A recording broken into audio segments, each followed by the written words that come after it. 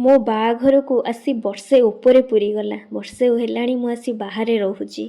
ତ ବେଳେବେଳେ ମନେ ପଡ଼େ ଗାଁରେ ଥିଲାବେଳେ କେତେ ଦେଶୀ ଖାଇବା ସବୁ ମିଳୁଥିଲା। କାହିଁ ଏଠି ସେ ଖାଇବା। ତ ଆଜି ମନେ ପଡ଼ିଲା ବୋଉର ସେଇ ହାତ ତିଆରି ଦହି କଡ଼ି। ତ ଆମ ଆଡ଼େ ତ ଦହି କଡ଼ି କାଞ୍ଜି ବି କହନ୍ତି। ଭାବିଲି ଆଜି ବି ମୁଁ ଟିକେ ବନେଇଦେବି, ହେଲେ ତ ବୋଉ ହାତ ତିଆରି ହେଲାନି। ପାଖାପାଖି ଚେଷ୍ଟା କଲି କରିବା ପାଇଁକି। ବୋଉ ଯେତେବେଳେ ଦହିକୁ ରଖିକିନି ଦହି କଡ଼ି ବନାଏ, ସେତେବେଳେ ମୋର ସେଇଟା ପସନ୍ଦ ଆସେନି। ମୁଁ ସେ ଦହି କଡ଼ି ଖାଇବିନି ବୋଲି ମନା କରିଦିଏ। ବେଳେବେଳେ ଇଚ୍ଛା ହୁଏ ଗୋଟେ ଚାମଚ ଖାଇଦେ, ଆଉ ପସନ୍ଦ ଲାଗେନି। ତ ଆଜି ସେଇଟା କିନ୍ତୁ ବହୁତ ମିସ୍ କଲି। ନିଜକୁ ତ ଆସିନି, ସେଥିପାଇଁ ଦେଇକୁ ଭିଡ଼ିଓ କଲ୍ କରି କରିବା ପାଇଁ ଚେଷ୍ଟା କଲି। ନିଜକୁ ଯେହେତୁ ଆସିନି, ଆପଣମାନଙ୍କ ସହିତ ରୋଷେଇର କ'ଣ ସେୟାର କରିବି।